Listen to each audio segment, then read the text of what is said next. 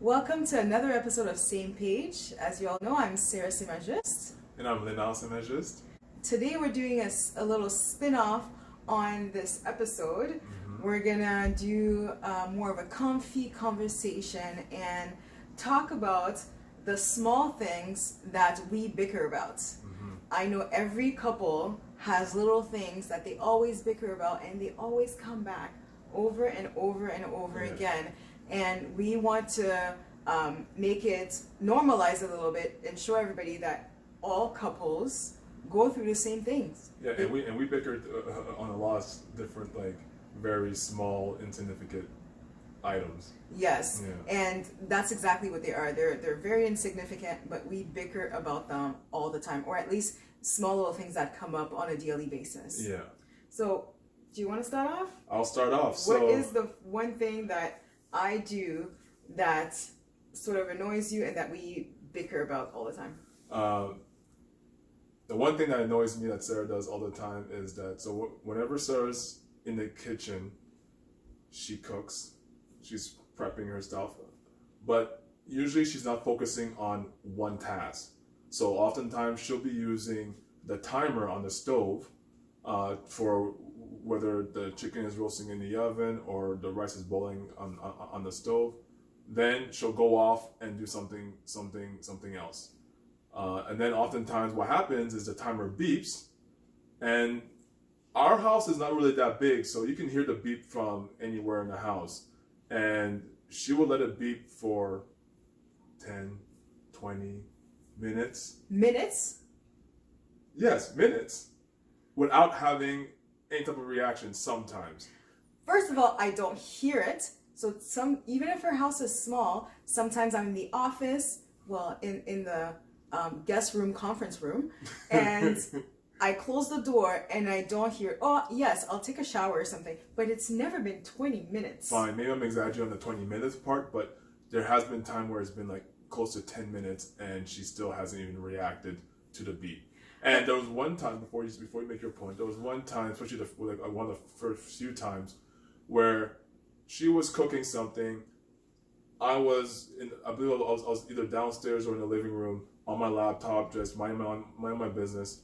I hear the beep go off, and then I'm still doing whatever I'm doing on my computer. Then I got annoyed, so I finally reached out to her and said, "Are you gonna take care of whatever's beeping?" And then she comes down, she takes care of it, but then she comes and sees me and says "Well, couldn't you have just turned off the stove, or couldn't you just remove the stuff out of the oven?" And I'm like, without even having that initial conversation of what she was doing, since we weren't in the same room to begin with, and she totally just, pardon the expression, just shat on me and just, started to bicker. And I was like, you know what, I can't deal with this. I don't remember that, and I'm pretty sure I had a different reason that I did not express at the time. Either way, I remember having this conversation with Mark and Katrina. Big up Mark and Katrina, and I had no clue how to deal with it. I'm like, can't she just do one thing at a time, or at least give me a heads up if she needs me to do something kitchen wise, as far as either removing something out of the oven or turning off the stove. But at least in that example that I gave you, there was no heads up, there was no warning, there was no full disclosure. FYI, the beeping still goes on, and I still get annoyed. And it's for a reason, so that the house doesn't burn down. Okay. All right then. So let's move on. So what's one small thing that annoys you that I do? Well, this is not something consistent, but the other day we're at Food Basics. We're trying to buy groceries, and we're trying to buy coconut milk, and Leonard goes on to touch every single can of coconut milk and shake them. Sometimes they're a little bit hard because that's, I guess, what it tends to do, and you have to shake them in the can in order to make sure that it's liquid. Because we've bought a few in the past and it wasn't liquid, and Leonard gets annoyed. He has to return it, etc. So he's touching every single can and shaking them. So I'm like, Leonard, there's COVID. You can't be going around touching every single can. And he's like, well, what do you want me to do? And I'm like, just take one. They're all good. We'll have to shake it at home. And he's like, oh my God, I don't like your tone, or what did you say? That No, exactly that. Like, I didn't like the tone. I didn't like the fact that she was almost talking down to me, and I'm like, I get it, it's COVID, and you shouldn't be touching everything. But like she mentioned, we've had experiences where we had coconut milk, we come back and it's all lumpy and it looks kind of suspect. Now, mind you, like, it gets slumpy. Like, sometimes when it's lumpy, it's still good, it's still usable. But I'd rather have the one that's more liquid. Hence why I shake the can to see if it's liquid or not. But in that instance, who needed the coconut milk? You or me? You did. Exactly. And I said, I don't care. Just take the one and I'll deal with it. And you're like, fine. Fine. Okay. You go next. What's another thing that I do that annoys you?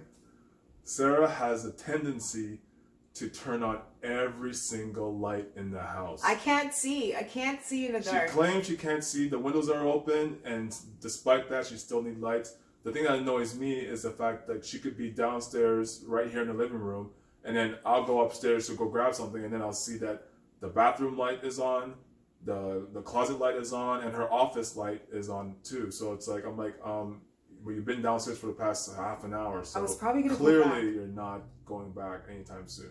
So I'm always turning off lights after her. In all fairness, I should be a little bit more vigilant about this. All right, Sarah, tell me something else that I do that annoys you. I could pick plenty, but this one, when we are driving, Leonard is very impatient. So he will try to cut off everyone just to get ahead like 2 cars.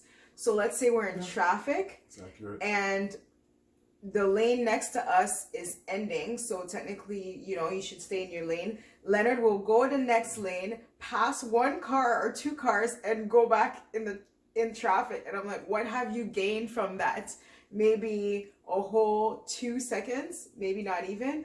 Or even if there's a long line of cars that's gonna turn left, instead of staying in line so that when it's his turn, when the light turns red, he can turn left, Leonard will go all the way to the front, pretend that he's gonna turn right, but then cut someone and turn left. And I'm like, this is so rude because... Now, when she says the term cut off, yes, I do put my signal on. It doesn't matter. People do see me coming. It doesn't matter. I ease my way in. So I'm not abruptly cutting people off. Like, she's making it sound a little bit too dramatic. At the same time, too, like, just the other day, we were off the Parkdale exit, and this was a lot more than just 2 cars, like the example you gave. It was at least probably 15 cars I passed to get to the front so I can turn left, and I didn't feel guilty about it whatsoever. I know that's the problem. He doesn't feel guilty, but me, I'm in the passenger seat feeling bad because people are looking at us like, what are you doing? Wait your turn. And I know if it was vice versa, where somebody else would cut in front of the line, Leonard would probably say something. I would not say anything. She claims that, but no. Okay. All right. Your turn. My turn? What is it that I do that annoys you? What's this next thing? Oh, now Sarah, she tries to be slick. So oftentimes she'll come downstairs and pretend that she wants to give me some affection. Usually pretend. Well, let me finish. But it seems like it's a little fake at times. So sometimes, either when I'm on my computer or on my phone, she'll come. She'll like either give me a hug or a small caress. But then, as I look up, I see that her eyes is on whatever screen I'm working on, and literally reading my emails or reading my texts or reading or viewing whatever is on it's on the device. And then I kind of question her, and she just claims that she can't help herself. It's not even that. First of all, who doesn't want more affection, right? So I come downstairs. Pretend affection. If you want me to stop, I'll stop. And no, you can still do it, but just make it sincere. Make it genuine. I don't know how else I can make it sincere. I come downstairs, I give him a hug like this. Yeah, if I'm on my phone like this, then... Where else are my eyes supposed to go? Where else? Yeah. On the screen. And it's just something that happens. Yeah, all the time. All the time. Yeah. And then she'll pose a question about whatever she just read. I'm curious. Either way, it annoys me. Okay. So, Sarah, what's another thing that I do that annoys you?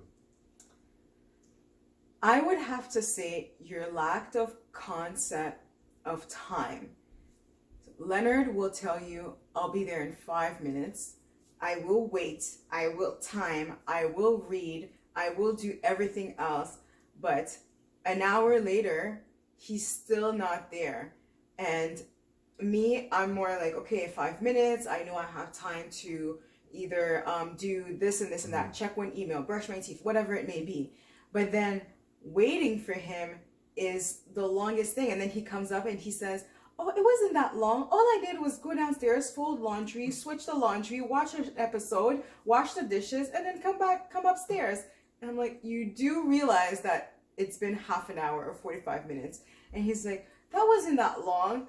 So that every time he says, yeah, I'll just be 5 minutes, I just say, take your time, forget about it, because I know that it's not going to be 5 minutes. It's going to be, I'm going to fall asleep by the time he finishes what he needs to do.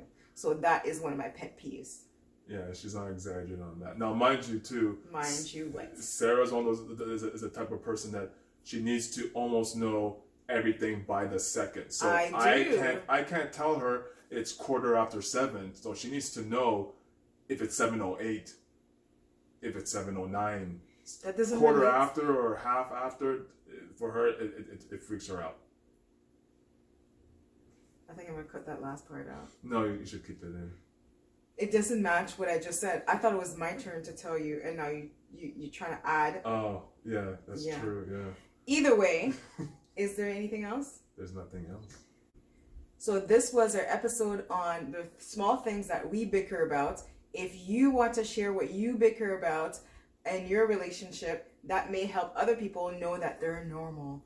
And we think you're normal, so please let us know if you feel like we are normal. Comment below, subscribe, and tell us what you think. All right? We'll see you guys next time. Bye, guys.